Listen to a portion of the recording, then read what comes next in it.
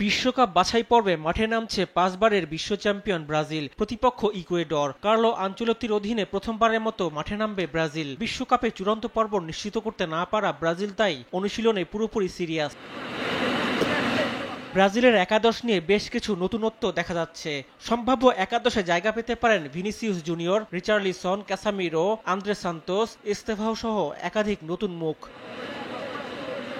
Barcelona তারকা Raphinha সাসপেনশনের কারণে Ecuador match খেলতে পারবেন না। ফলে আনচেলত্তির পরিকল্পনায় 3 ফরোয়ার্ডের জায়গায় 2 ফরোয়ার্ডের কৌশলও দেখা যেতে পারে, যেটা ব্রাজিল ইতিহাসে বিরল। ম্যাচের আগে এমনটাই জানিয়েছেন আনচেলত্তি। আমি এমন দল চাই না যাদের কেবল একটি নির্দিষ্ট পরিচয় আছে। আমাদের ভালোভাবে রক্ষণের কাজ করতে হবে, সেটা 4-3-3 হোক বা 4-4-2। আমাদের রক্ষণ ঠিক রাখতে হবে এবং একই সাথে বল নিয়ে সৃজনশীলতা আনতে হবে। অন্যদিকে বাছাই পর্বের আরেক ম্যাচে চিলির বিপক্ষে মাঠে নামবে আর্জেন্টিনা। দক্ষিণ আমেরিকা অঞ্চল থেকে সবার আগে বিশ্বকাপের টিকিট নিশ্চিত করেছে বর্তমান বিশ্ব চ্যাম্পিয়নরা। তাই চাপমুক্ত হয়ে মাঠে নামবে আলবিসেলেস্তারা।